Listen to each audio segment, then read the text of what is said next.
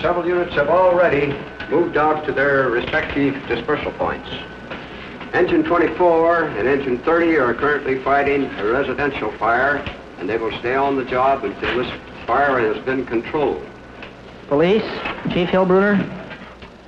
As for police activities, the city is about 65% evacuated. Traffic appears to be moving at about 15 miles an hour outbound. The state and county police have set up an effective roadblock diverting inbound traffic, thus enabling us to use all lanes for outbound traffic. Emergency medical, Dr. Metter. City hospitals are continuing to evacuate. Emergency hospital units are functioning in Forest Grove and Mount Angels. Others should be heard from soon. You might be interested in knowing that en route, one boy and twins were born. Gus Lang, welfare. As the reports continue, it is obvious that the Portland plan is working smoothly. Only 7 years earlier, Portland had no civil defense. It was then that the idea that civil defense was not to be separated from normal government evolved. And in 1952, a 1 mil tax levy to finance the plan was put on the ballot by unanimous decision of the City Council. After civil defense leaders went out and campaigned, the people voted to tax themselves to protect themselves.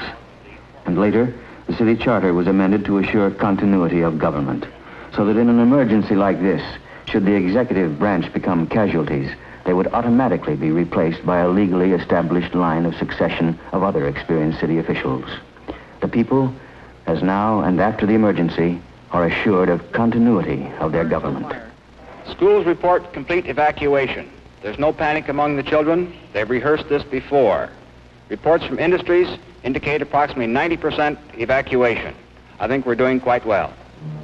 And so, at 1:25, with some 22 minutes till 0 hour, Portland seems to be doing quite well. Should a bomb fall now, city officials and city services will be able to carry on. And meantime, vital messages are passed on to maintain contact with state and county headquarters. Okay.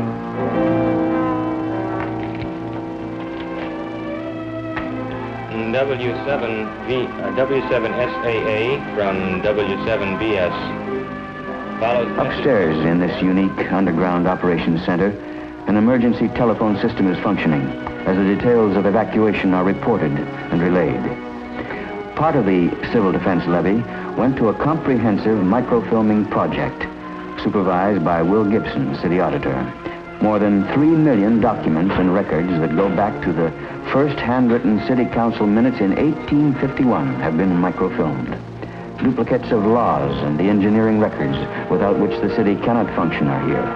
And so, in time of disaster, records are preserved. And now, with a moment to breathe, some can take time for coffee in a built-in cafeteria. It's time to talk of families which have been evacuated. And it's time to be alone and think of the future.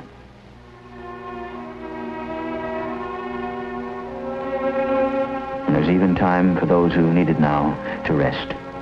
300 can live here for a week, eat, sleep, and breathe.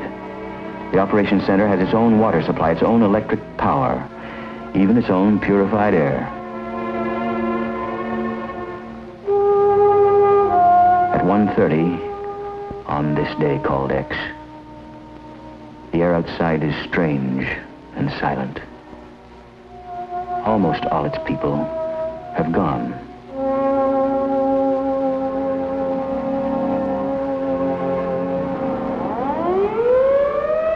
And at 1:32, as directed by the mayor, the siren sounds once more. Take cover. The evacuation is stopped, and there is nothing to do but wait. Back in the operations center, the day called X reaches its climax. Time now, 1:47.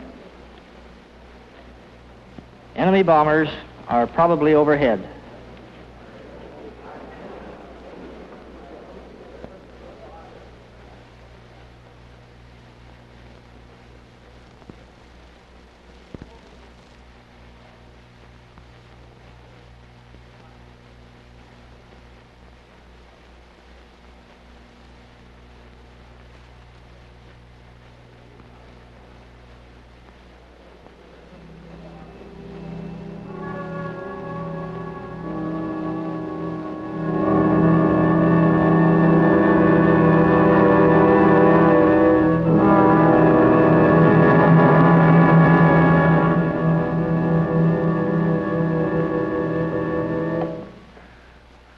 what happened after that moment, we leave you to contemplate. But one thing is certain. Portland has a plan for the survival of its people and the continuity of its government. And you know, actually, the survival of this entire nation depends upon the ability of federal, state, and local governments to carry out their responsibilities in the event of a massive nuclear attack. Each new scientific development in the weapons of war presents a new challenge. And the people of Portland, through working together, they're ready. If there really were a day called X. How about you?